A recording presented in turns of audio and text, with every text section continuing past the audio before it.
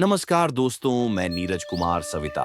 आज हम आपको ले चलते हैं उस युग में जब एक सामान्य नाई कुल का व्यक्ति इतिहास के पन्नों पर अमर हो गया।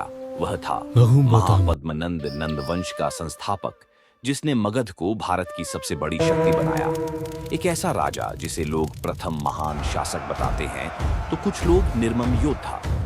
इस वीडियो में हम महापद्मनंद के जीवन, उनके युद्धों, साम्राज्य विस्तार और उस युग के सामाजिक परिदृश्य को जानेंगे। नंद वंश का इतिहास प्राचीन भारत का महत्वपूर्ण इतिहास है।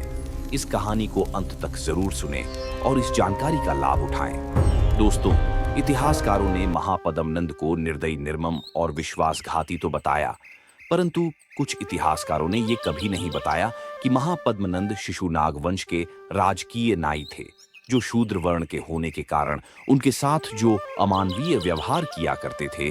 उन्हें दासी पुत्र तो बताया, उन्हें अपमानजनक जिंदगी तो दी, हंसी का पात्र तो बनाया, लेकिन उन्हें उनका अधिकार कभी नहीं दिया और ना ही अपनाया। इस परिस्थिति में भी उन्होंने अपमान सहते हुए भी खुद को शिक्षित किया, एक योद्धा के सभी गुण सीखे और एक निर्भीक योद्धा बने। जब एक महान योद्धा होकर भी उन्होंने राजभवन में एक दास की जिंदगी जीते रहे। महापद्मनंद बहुत सुंदर और बुद्धिमान योद्धा थे। एक बार सम्राट कालाशोक की पत्नी रानी आनंदी की जंगल में आखेट के दौरान रानी के सेवक महापद्मनंद ने हिंसक पशु को मारकर रानी के जीवन की रक्षा की थी, जिस कारण सम्राट कालाशोक की रानी आनंदी को महापद्मनंद से प्रेम हो गया था। लेकिन महापद्मनंद अपने साथ हुए अन्यायपूर्ण, अपमानजनक जीवन को कभी नहीं भूले। यही कारण शिशुनाग वंश के अंत का कारण बना। दोस्तों, शिशुनाग वंश के शासकों का समय था 412 ईस्वी से 344 ईसा पूर्व का। सिंहासन पर कालाशोक थे। राजभवन में राजा कालाशोक तथा रानी के मध्य सेवक महापद्मनंद को लेकर विमर्श हो रहा था। महारानी आनंदी सम्राट कालाशोक को बाध्य कर रही थी कि वह महापद्मनंद को मंत्रिमंडल में अथवा सेना में कोई उच्च पद प्रदान करे। इसका ठोस कारण भी सामने था। आखेट के दौरान रानी आनंदी के जीवन की उसके सेवक महापद्मनंद ने हिंसक पशु से रक्षा की थी। सम्राट कल अशोक महारानी आनंदी से कहते हैं कि उसका पिता मेरे बाल काटता है। महारानी, तुम नंद पुत्र के लिए जिस उच्च राजकीय पद की मांग कर रही हो, वह संभव नहीं। सम्राट कालाशोक असहमत थे। लंबे आग्रहपूर्ण बहस के बाद प्रिय रानी का अनुरोध सम्राट कालाशोक बहुत अधिक देर तक टाल नहीं सके। महापद्मनंद को सेना में उच्च पद दिया गया। मगध की रानी आनंदी के विषय में जनमानस में अच्छी राय नहीं थी। सभी लोग जानते थे कि अवंती की गणिका के सुंदर रूप को देखकर राजा कालाशोक मोहित होकर उसे ब्याह लाए थे। सम्राट कालाशोक को छोड़कर सारा पाटलिपुत्र यह जानता था कि महापद्मनंद के प्रति रानी आनंदी के मन में प्रेम भावना है।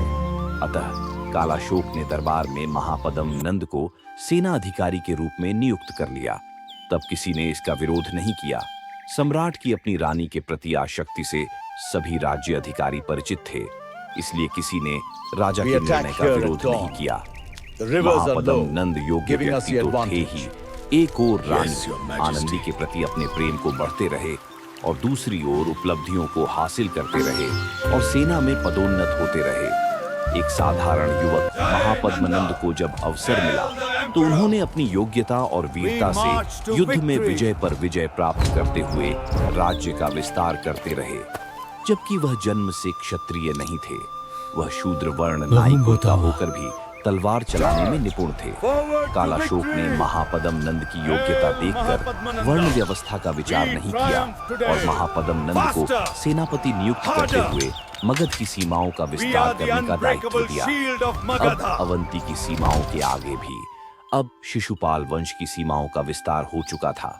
अब महापद्मनंद की महत्वाकांक्षाएं और बढ़ने लगी। विजय यात्राएं उनकी, लेकिन जय घोष कालाशोक का आखिर कब तक? अवंती की विजय के बाद पाटलिपुत्र में सम्राट कालाशोक की जय जयकार हो रही थी। पाटलिपुत्र में शोभा यात्रा निकल रही थी। तब महापद्मनंद एक लक्ष्य की ओर देख रहे थे।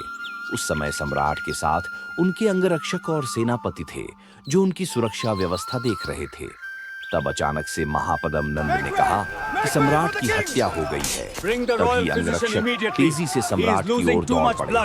अंगरक्षकों ने देखा कि सम्राट कालाशोक की गर्दन पर धारदार हथियार से प्राण घातक हमला हुआ है और सम्राट काला अशोक जमीन पर पड़े हुए हैं।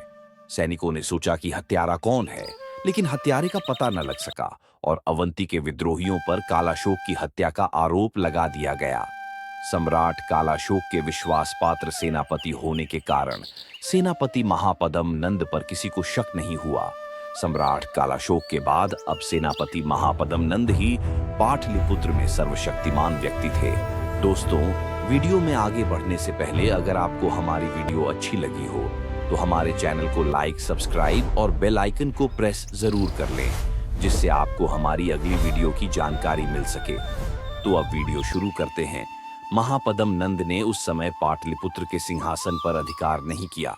पहले महापदम नंद ने अपने सभी 9 पुत्रों के साथ मिलकर सम्राट काला अशोक के सभी 10 पुत्रों को मारकर अपने रास्ते से हटा दिया। सम्राट काला अशोक की रानी आनंदी, जो महापदम नंद को प्रेम करती थी, जब उसने सभी राजकुमारों की हत्या की खबर सुनी तो वह बहुत दुखी हुई और पश्चाताप की आग में जलते हुए उसने राजमहल को त्याग दिया। इस तरह महापदम नंद ने शिशुनाग वंश का अंत करके नंद वंश की स्थापना की। इस प्रकार एक निर्धन बाल काटने वाले नई का बेटा मगध का शक्तिशाली सम्राट बना। महापदम नंद एक वीर योद्धा और महाप्रतापी सम्राट थे। महापदम नंद ने शिशुनाग वंश के अंतिम राजा कालशोक का अंत कर नंद साम्राज्य की स्थापना की। नंद वंश का शासन काल 344 ईसा पूर्व से 322 ईसा पूर्व के बीच का था।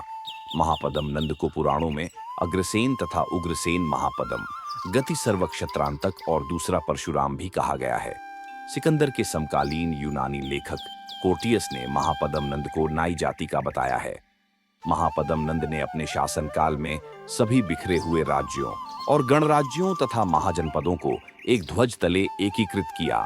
महापदम नंद के शासन के समय मगध का विस्तार पश्चिम दिशा में यमुना नदी तक, पूर्व में कलिंग तथा उत्तर दिशा में हिमालय तक और दक्षिण में गोदावरी नदी के पार तक हो गया था।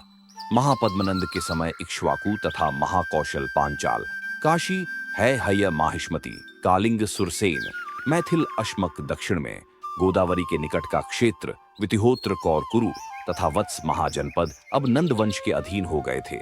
महापदम नंद ने दक्षिण में कुंतल, वर्तमान में मैसूर तक अपने विजय अभियान को चलाया था। वर्तमान महाराष्ट्र का नांदेड़ अथवा नवनंद देहरानगर नंद साम्राज्य के विस्तार का साक्ष्य है। महापदम नंद स्वयं रणनीतिकार भी थे और संचालक भी थे। दोस्तों, अब आगे की कहानी हम अगले वीडियो में देखेंगे। तब तक के लिए नमस्कार। जय हिंद, जय भारत।